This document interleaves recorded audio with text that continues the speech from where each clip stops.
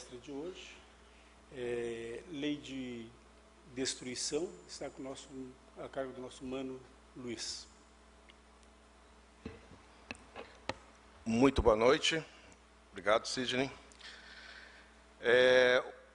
O tema de hoje que nós vamos aqui estudar juntos, num primeiro momento, quando se lê lei de destruição, muitos podem pensar assim, mas destruição, dor, coisas que vão trazer a tristeza, vão trazer a morte. E também alguns podem perguntar, Deus, nosso Deus, que é soberanamente bom e justo, que nos ama, que nos deu a vida, Ele nos colocaria uma lei de destruição que traria, vamos dizer assim, o meu extermínio ou a dor como modo através de uma lei? Então, assim, quando a gente fala lei de destruição, quando a gente fala que associa esse nome à dor, começa aí essas questões de nós temos o conceito através do nosso olhar. Porque destruição, quando a gente começa a aprender, quando a gente começa a ver o significado das palavras, muitas vezes a gente pega determinados conceitos e estabelece como uma verdade ou como algo que é ruim. Assim como eu falo em amor, que é algo bom, destruição é algo ruim. Mas isso é o nosso olhar, que nós temos ainda dentro do estágio que nós estamos, um pouco limitado ainda com relação ao entendimento. E sim, Deus nos disponibilizou para a nossa caminhada a lei de destruição. Uma lei muito importante que agora, dos próximos 40 minutos, nós vamos ver o quanto ela é importante para nós. Mas, de novo, destruir é importante, é que nós temos que começar a ter um outro entendimento de que, no caso da lei de destruição, nós não estamos falando em extermínio, e sim de transformação. Então, nós não estamos falando de destruir, e sim transformar. Mas aonde está essa lei? Quem que nos trouxe essa lei? A lei de destruição, ela está junto com outras 9 leis, que são 10 leis naturais, lá na terceira parte do Livro dos Espíritos, tá? Que nos traz as leis morais. Então, assim, é uma lei que é moral, que nos traz para o nosso adiantamento moral. Mas, de novo, destruir, para mim crescer, será? Sim. Então, a lei de destruição, ela está lá no capítulo, na terceira parte do Livro dos Espíritos, da questão 614, e aqui eu vou ler, exatamente no Livro dos Espíritos, que Kardec pergunta aos Espíritos, tá? Que se deve entender por lei natural? Abre aspas. A lei natural é a lei de Deus. É a única verdadeira para a felicidade do homem. Única verdadeira para a felicidade do homem. Indica-lhe o que deve fazer ou deixar de fazer, o bem e o mal, os caminhos a serem seguidos. E ele só é feliz quando dela se afasta. Fecha aspas. Então quer dizer que se eu seguir as leis, eu vou ser feliz? Sim. Se nós, dentro da nossa caminhada de progresso, no momento que nós conseguimos entender todas as leis que estão estabelecidas para o nosso mundo, para o nosso atual estágio, para onde nós queremos ir, sim, é o caminho que é onde nós vamos chegar na verdadeira felicidade, que pelo motivo que nós fomos criados, para sermos livres, para sermos felizes. E aí as pessoas também podem perguntar, mas, ok, se eu não frequentar a doutrina dos espíritos, não frequentar uma casa espírita, se eu não ler um livro, eu não vou saber quais são essas leis? E são elas, tá?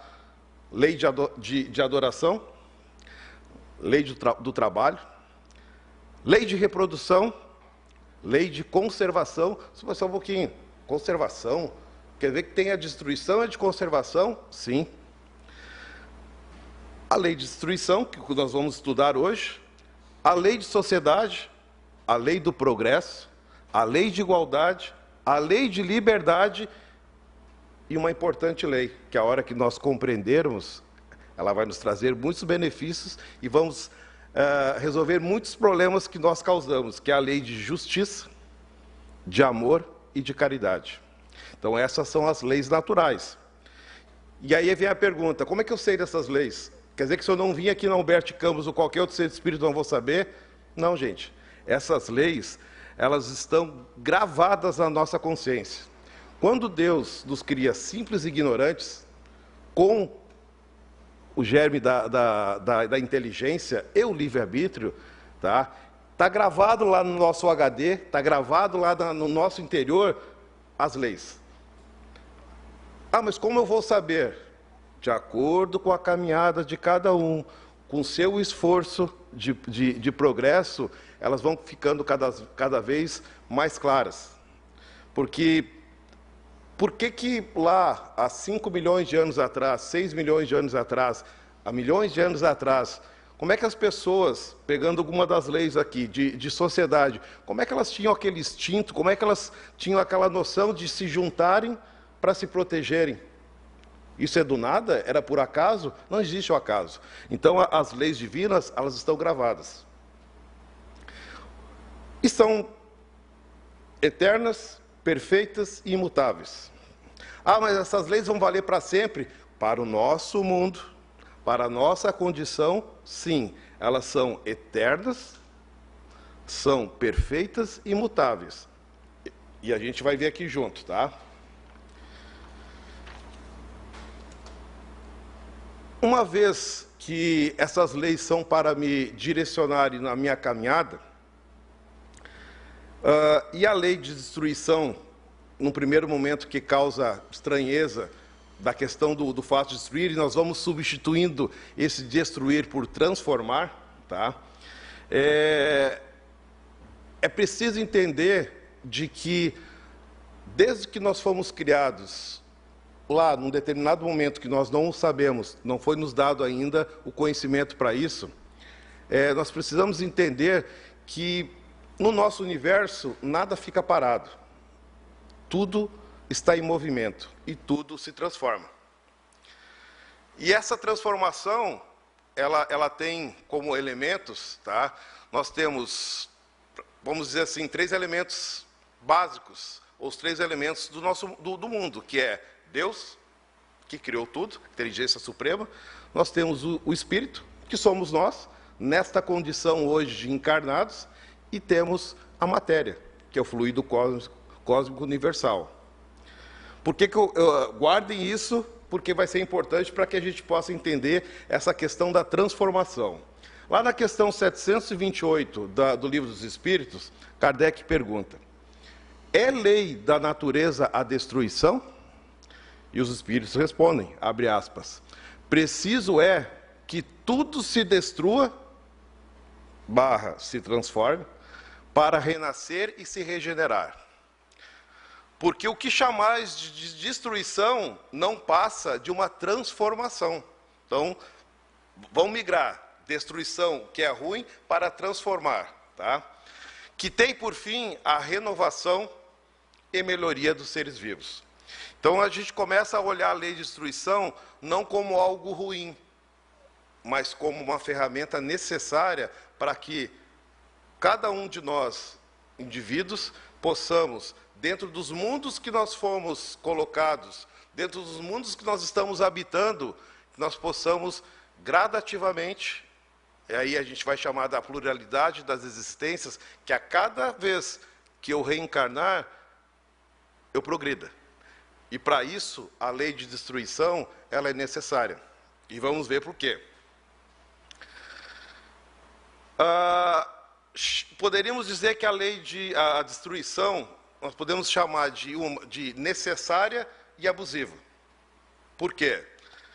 Quando a gente fala de necessária, não sei se quem já estudou aqui, quem já viu o estudo da geologia, ou até as teorias de formação dos planetas e do nosso próprio planeta, o nosso planeta, o planeta Terra, há bilhões de anos atrás, era uma massa de gases que foi se formando com esse movimento da matéria e que se constituiu numa massa chamada, que hoje nós conhecemos como nosso planeta. Porém, muito diferente, desde a sua atmosfera e a sua formação, do que nós conhecemos hoje. Nós estamos falando de bilhões de anos atrás. Tá? E essa transformação, ela segue, dentro das leis de Deus, processos esses que vão alternando de acordo com os desígnios de Deus para um determinado fim. Até que chegou o momento que nós, desde lá de protozoários, desde do início de tudo, que nós passamos a existir, seja através do Homo erectus, seja através dos Neandertais, seja as plantas, seja a rocha, a água, os mares, enfim, ela vem se formando. Então, quando a gente fala de destruição ou transformação necessária, nós estamos falando falando especificamente do planeta, tá? Nós estamos falando de um meio onde nós atualmente vivemos, e existem outros planetas, em outras galáxias, em outros sistemas solares, que passaram pelo menos, ou estão passando, ou passaram pelo mesmo processo que a gente está passando, tá? Então, quando a gente fala da necessidade de evolução, se nós verificarmos todos os estudos já trouxeram, e o próprio Livro dos Espíritos, na Gênesis, é muito claro com relação a isso, tá? Nós vemos que o nosso planeta, ele, de uma atmosfera, que é onde não poderia, que não tinha hoje a constituição de oxigênio, ela foi se transformando. Uma das, vamos dizer assim, das comprovações dessa transformação, o nosso continente que nós habitamos hoje, que nós estamos aqui, que é a América do Sul, se olharmos lá também, há bilhões de anos atrás, o nosso planeta, os continentes eram todos juntos praticamente. Eles não eram hoje como é a Europa, a América do Norte, a Ásia, eles eram todos juntos. E justamente essa evolução, essa transformação que já é programada, ela veio vindo, e se nós pegarmos o Brasil, tá, propriamente ali, toda a costa leste do Brasil, todo o nosso território, e se olharmos a África, a gente vai ver, e se botar, ele se encaixa. Ou seja, nós éramos tudo uma única, vamos dizer, um único formato de terra. E com essa transformação, a gente vê ali que o Brasil, um local ali com a África, eles se encaixam. Por quê? Eles eram juntos, e com todos esses efeitos climáticos, através das placas tectônicas, através das questões das marés, através das tempestades, todas as alterações climáticas, todos os fenômenos naturais, isso foi acontecendo que, hoje, da Constituição que a gente conhece, eles foram se separando e constituindo os continentes. E vão continuar se alterando. Então, a gente imagina que quando nós tínhamos tudo isso junto, que já tínhamos seres humanos habitando, quando começou essa separação, quando começou todos esses efeitos, o problema que esse pessoal teve naquela época, e nós poderíamos já estar naquela época, ou somos daquela época. Então, imagina o caos que... Vem a geleira, não tem a geleira, vem o terremoto, vem a divisão. Isso tudo causou desconforto, causou dor, e aqueles humanos que lá estavam, passaram por tudo isso. Mas eram alterações necessárias para que, num futuro, hoje como nós estamos, chegasse o que nós temos. Assim como a natureza se modificou em diversas questões, tanto da questão vegetal, como a questão mineral, os próprios oceanos. Se a gente pegar aqui na nossa serra, em Cambará, a gente vê todos aqueles cânions, aquilo ali foi formado, era mar que tinha ali. O oceano recuou, os continentes se separaram, e é o que a gente tem hoje. Não foi do dia para a noite, e não foi... imagina que quando a gente vê um terremoto, tudo isso, claro que naquela época não tinha a população que tem hoje, mas toda a repercussão que teve com essa evolução. Então, quando a gente fala de destruição necessária, é essa renovação, é essa evolução que o nosso planeta passou e vem passando. Mas quer dizer que então tudo é natural? Calma lá. Tem coisas que são naturais e são necessárias, e tem coisas que acontecem, como a gente já teve alguns exemplos recentemente, que são ações nossas, escolhas que nós fazemos. São ações do homem, e que depois quem paga a conta é o próprio homem, e que depois quer botar, desculpa a expressão, na conta de Deus. Ah, porque Deus não me protegeu, ah, porque Deus não me ama. Olha, dentro das questões de ação e reação, o que acontece. Então, quando a gente fala em destruição necessária, a gente está falando coisas simples. Uma destruição necessária. Quem é que gosta de churrasco aqui? Eu gosto.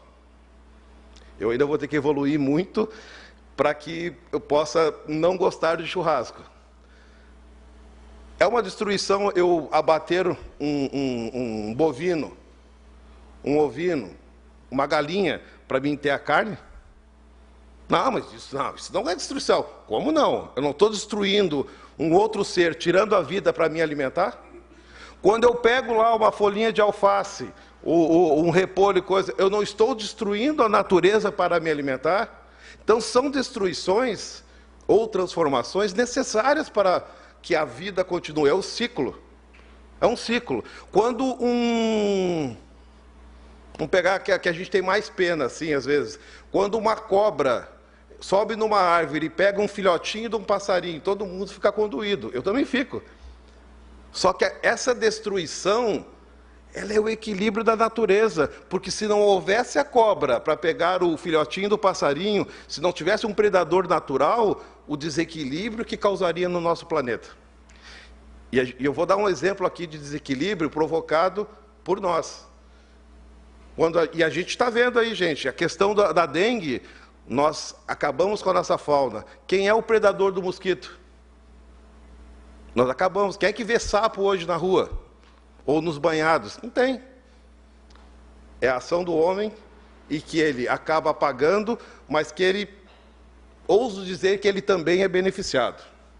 Então, nessa questão da destruição, temos a destruição necessária, porque eu abater uma árvore, eu derrubar uma árvore e construir uma casa, eu estou me protegendo, é permitido. Agora, eu abater toda uma floresta para um interesse comercial, para poder explorar e ficar mais rico, aí a gente começa a entrar na questão da destruição abusiva. Então, quando a gente fala de destruição, nós temos aí, podemos classificar, se é que podemos dizer assim, a necessária, que é a questão da necessidade de alimentação, a questão de necessidade da evolução do planeta, a questão da necessidade da evolução de nós como seres humanos, dentro da nossa biologia, então, do próprio equilíbrio da natureza. Quando vem uma tempestade, ou quando tem um terremoto, são vamos dizer assim, as medidas necessárias para que futuramente nós tenhamos os benefícios disso, só que o que nós sentimos é a dor, o que nós sentimos é aquele sentimento de perda, é o sentimento de injustiça que temos que corrigir, porque essa é a nossa ótica, que é uma ótica limitada ainda, claro, de acordo com o nosso estágio. Então, quando a gente fala ainda de destruição, e quando a gente fala da destruição abusiva, nós estamos entrando num campo que é onde entra a nossa mão, a mão do homem. E aí a gente não pode dizer que é só culpa dos outros. Ah, isso é culpa dos outros. Não, aconteceu, culpa dos outros. Muitas vezes, nas pequenas coisas que nós fazemos ou deixamos de fazer, também é culpa nossa. Quando a minha rua entope de água, quando chove, e nós tivemos aí o evento das enchentes, será que não é responsabilidade minha separar o lixo de uma maneira organizada, daquele que é reciclado, daquele que não é reciclado, de botar na lata de lixo, ou não seria minha responsabilidade quando eu boto o lixo na rua, tiro o papel na rua, que entope o bueiro, que causa sujeira, que causa doença? Isso é responsabilidade dos outros ou é minha? Estão nas pequenas coisas, gente. Mas vamos para as coisas maiores, tá? Em termos de destruição.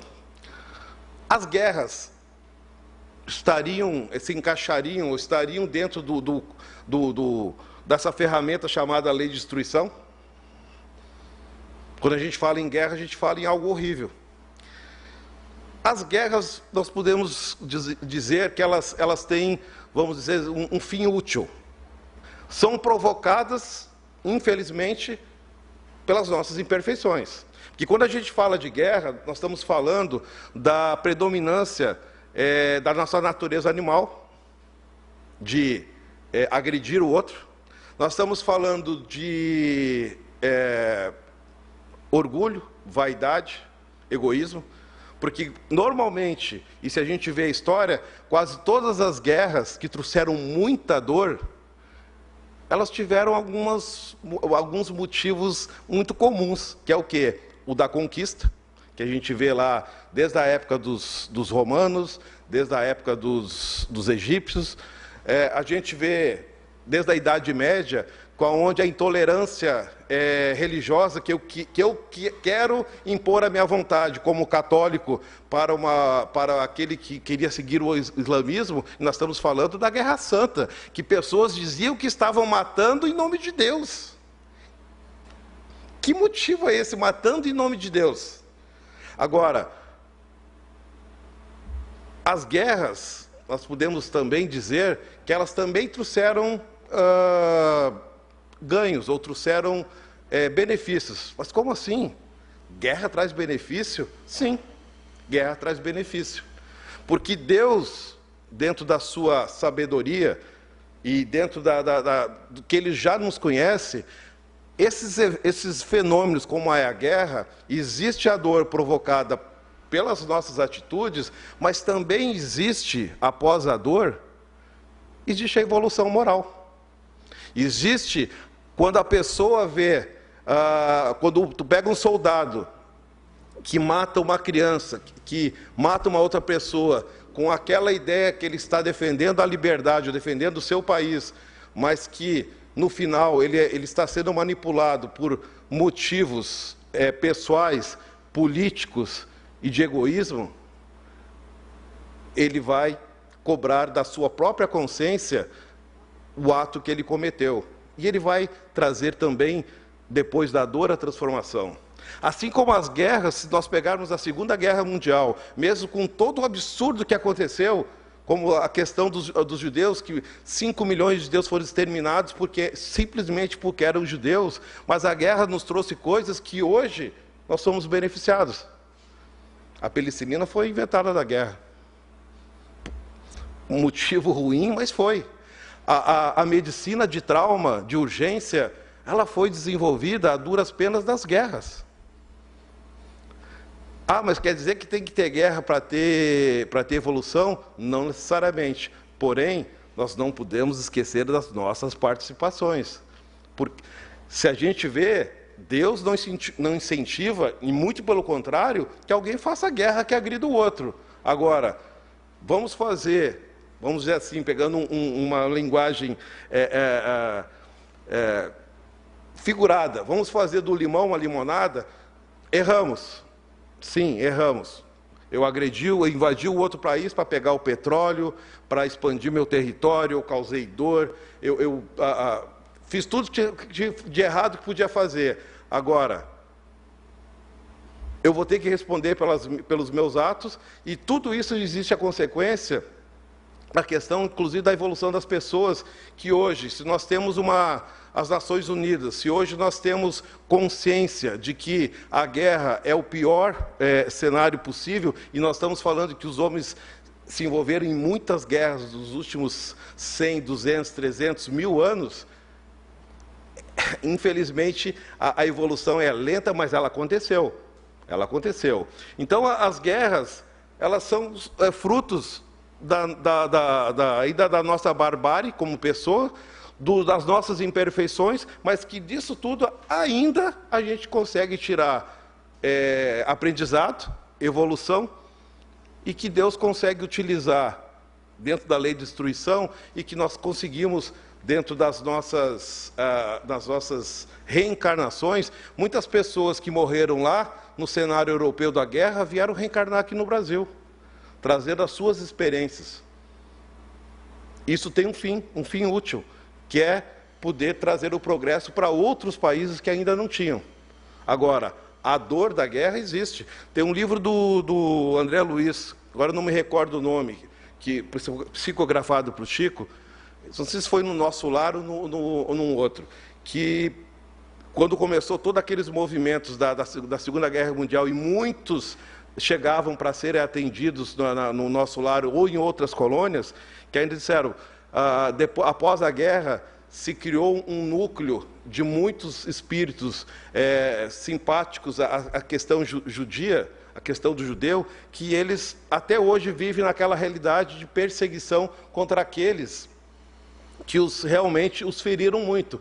Só que se a gente olhar, praticamente já de todos os anos que já passaram da Segunda Guerra para cá, esses espíritos ainda continuam com isso, os prejudicados são eles. Até porque, se olhar a história do povo judeu, ele também não foi só agredido, ele também agrediu. Então, tudo isso se torna necessário para que o espírito consiga evoluir, mesmo diante da sua ignorância, de desconhecimento das leis divinas. Então, a guerra, infelizmente, para o nosso atual estágio, ela é presente. Mas, com certeza, futuramente, na medida que nós estamos evoluindo, e nós estamos evoluindo, vamos já em processo de um planeta de provas e expiações para um planeta de regeneração. E nós estamos nesse movimento. Estamos nesse movimento.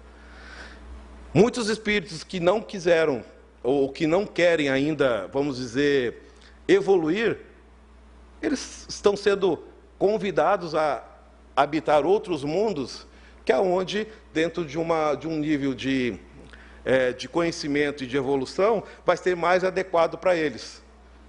E aqueles que já, digamos, aprenderam, vão continuar a sua caminhada. Mas ainda questão daquela palavra destruição, os flagelos destruidores. Tá? Na questão 739 do Livro dos Espíritos, Kardec pergunta: tem os flagelos destruidores utilidade do ponto de vista físico, não obstante aos males que ocasionam? E os espíritos responderam, abre aspas, tem. Muitas vezes mudam as condições de uma região, mas o bem que deles resulta, só as gerações vindouras o experimentam. Ou seja, vai ter ranger de dentes e vai ter sofrimento. Só que isso é um processo evolutivo para que as gerações futuras, com as experiências adquiridas, não mais sofram aquela dor. Só que, muitas vezes, e aí a gente pega aquela máxima que se fala, quando não se aprende pelo amor, se aprende pelo quê? Pela dor. Então, quando a gente fala de fenômenos naturais que trazem a dor, como eu falei anteriormente, o terremoto, furacões, nós estamos falando de alterações, transformações necessárias que resultam, inclusive, nesse planeta lindo, maravilhoso que a gente tem e que nós insistimos muitas vezes em estragar ou esgotar, mas é um planeta maravilhoso. E ele não foi sempre assim, ele está vindo em evolução. Então, aquela evolução nos traz hoje os benefícios do que foi passado lá há milhões, a bilhões de anos atrás. E quando a gente fala ainda dos flagelos, peguei aqui alguns exemplos, até para a gente poder trazer, da questão do necessário e daquilo que é provocado por nós mesmos. Tá? Todo mundo aqui já ouviu falar da peste negra, ou a peste bubônica? Isso foi uma doença que, lá entre o século XIV e o século XV na Europa, praticamente eliminou 25%, um quarto da população europeia. Era uma doença de uma bactéria chamada Yersinia pestis. Ela estava no rato, só que não era o rato que transmitia. A pulga do rato, que picava o rato, que picava o humano, transmitia a peste. Por que peste negra?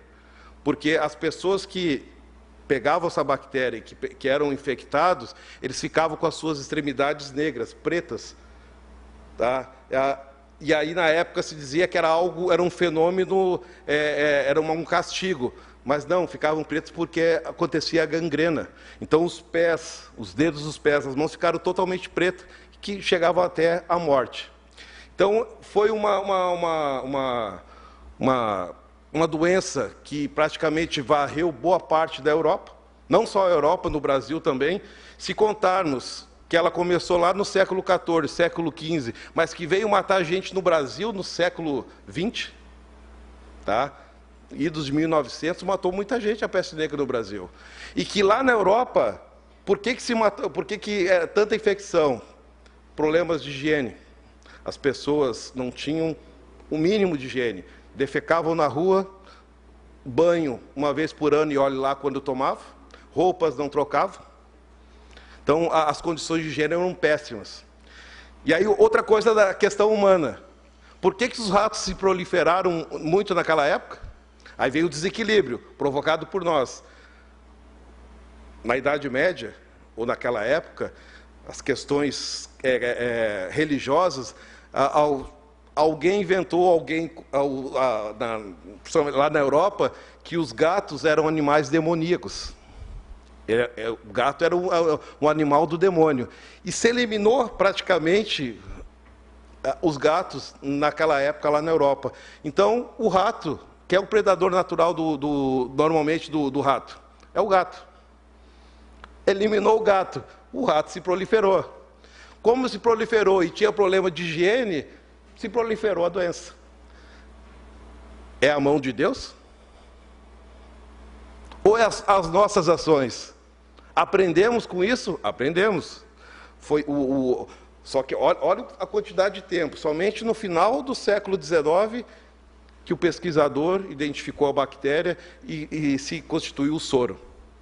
Mas de lá para cá, nós podemos, segundo as publicações, cerca de 200 milhões de pessoas morreram com a peste negra.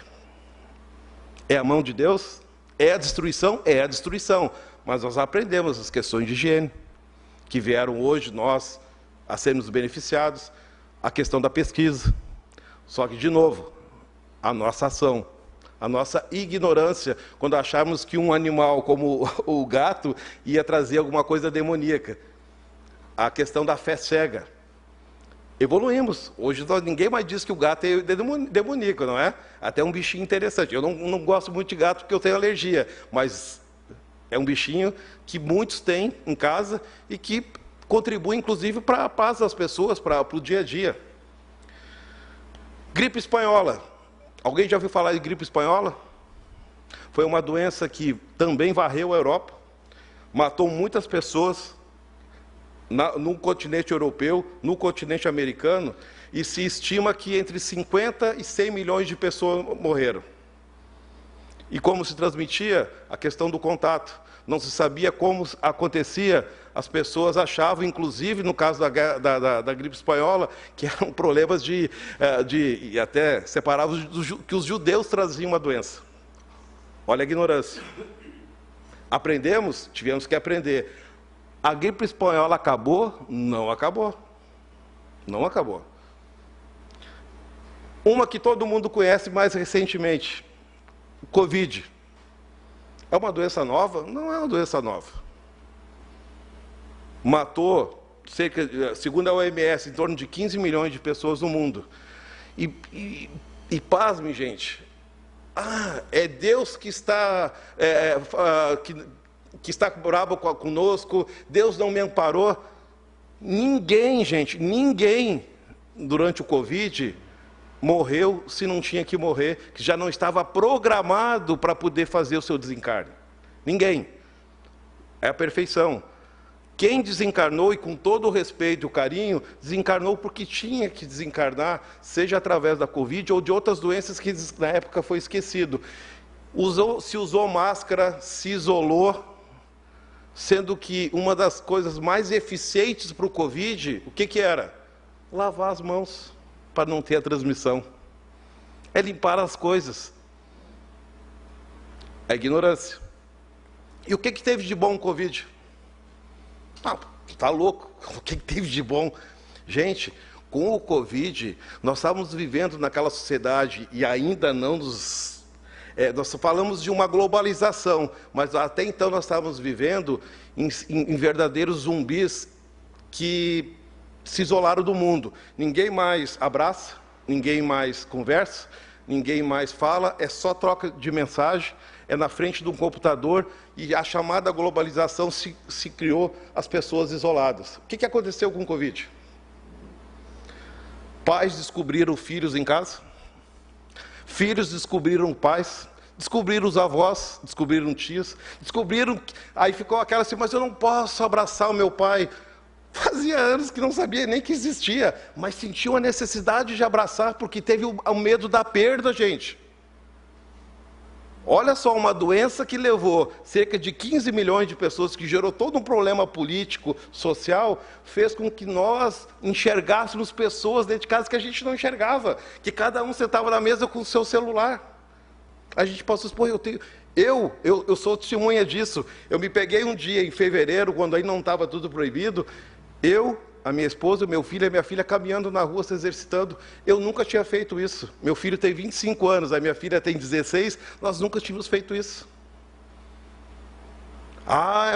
Deus não cuidou. Deus não tem nada a ver com a história. Ele usou o Covid, sim, para fazer com que todos nós enxergássemos o quanto nós estamos errados com essa história de isolamento, quanto nós estamos errados de fazer o toque, notar que meu pai e minha mãe, o idoso está dentro de casa, que ele era os mais fragilizados, que eu tinha que ter um cuidado. Muita gente deixou o dinheiro do banco e dizia, eu posso morrer a qualquer momento. Começou a viajar, começou a reformar a casa, comprou casa na praia, porque é aquela história de guardar. Guardar para quê? Quem leva... dentro do caixão tem caixinha, tem gaveta para guardar o dinheiro? Não tem. Então, olha só, o Covid, que trouxe a morte, que trouxe a tristeza, ele nos ensinou que nós somos humanos, somos frágeis, e que nós temos que aproveitar o momento que nós estamos com as pessoas que nós amamos, para abraçar, beijar, desejar um feliz aniversário, ligar para a pessoa e não mandar só uma mensagem. O Covid foi ruim? Foi, mas ele teve, dentro da lei de destruição, os seus méritos, e mudou a mentalidade de muita gente. As enchentes do Rio Grande do Sul. Foi ruim? Com certeza foi ruim. Quem foi o causador? Foi Deus? A natureza, ela está trabalhando dentro do seu processo. Chuva, o El Ninho, a El Ninha. Agora, quando eu construo barragens, quando eu não... As experiências que eu tive nas enchentes anteriores, de 1941, 1967, eu não aprendi ou negligenciei os aprendizados e esqueci, eu paguei o preço hoje, porque os diques falharam, porque ninguém deu importância. O lixo entupiu o esgoto, encheu de água. Aprendemos? Aprendemos. Porque nesse evento da enchente, eu sou testemunha também, que eu vi o melhor do ser humano, que são muitos, e o pior do ser humano, que são poucos. Ou seja, está havendo evolução. E dentro dessas tragédias todas, pessoal, nós podemos dizer que os flagelos, eles são democráticos. Na época do Covid, se era pobre ou era rico, tinha diferença? Ou aquele que era entubado e morria, tinha que mostrar a conta corrente? Não. As enchentes, pessoas com posses foram atingidas, pessoas sem posses também foram atingidas. Foi democrático, todos dizem assim, gente, o que eu tenho não é meu, é emprestado que eu estou usando aqui. E eu acho que muita gente pensou o seguinte, e tomara que tenha pensado nesse sentido, o que é o meu bem maior? É a vida ou as coisas que eu tenho? Meu bem maior é a vida. Quem escolheu o que eu tenho, de repente não está mais, mas vai aprender. E quem somos nós para criticar? Então, os flagelos, eles são democráticos, fazem parte dentro da lei de destruição, porque é uma transformação, e ele não escolhe classe social, política. ele atinge para ensinar a todos nós. E que bom que aqueles que conseguem aprender. A morte é uma destruição? Se eu olhar tecnicamente, sim. Eu tenho um corpo físico. Quando cessa a vida, quando ele se desarranja, quando ele não tem mais o fluido vital, o que vira o corpo? Não vira nada. Ele vai se decompor, vai alimentar outras vidas, tá? Ele vai entrar dentro do seu processo de transformação e nós vamos abandonar essa roupagem. Por quê?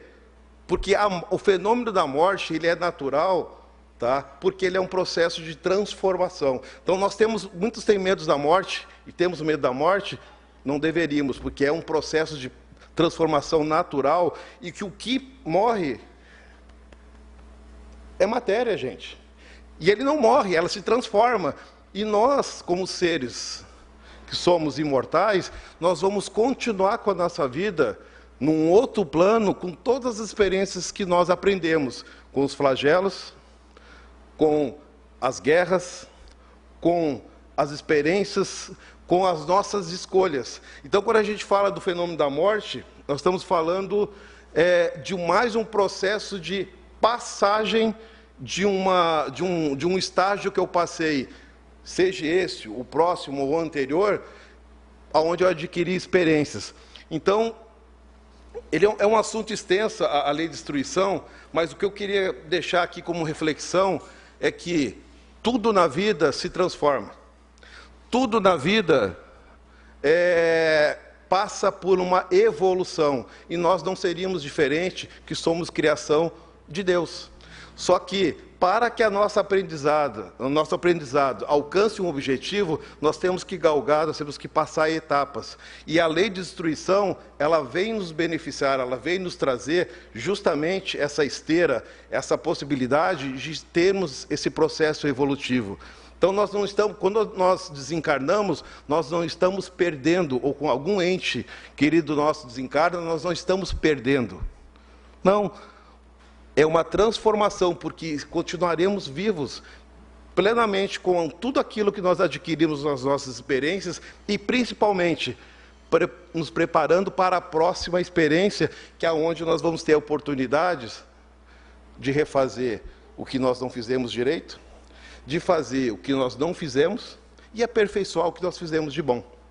Então, quando falarmos da lei de destruição, vamos pensar em algo positivo, de evolução, não de destruição. Porque a evolução, assim como uma lagarta se transforma numa linda borboleta, essa é a transformação. Se destruiu a lagarta, não, ela se transformou numa borboleta. E assim somos nós para a vida. Aproveitar tudo que Deus nos dá dentro dessa caminhada e, principalmente, evoluirmos para a verdadeira felicidade, que é o que nós fomos destinados. O assunto mereceria muito mais horas de estudo, mas, para o momento, é isso. Agradeço muito a atenção de todos. Tenham uma excelente noite. Obrigado, Luiz.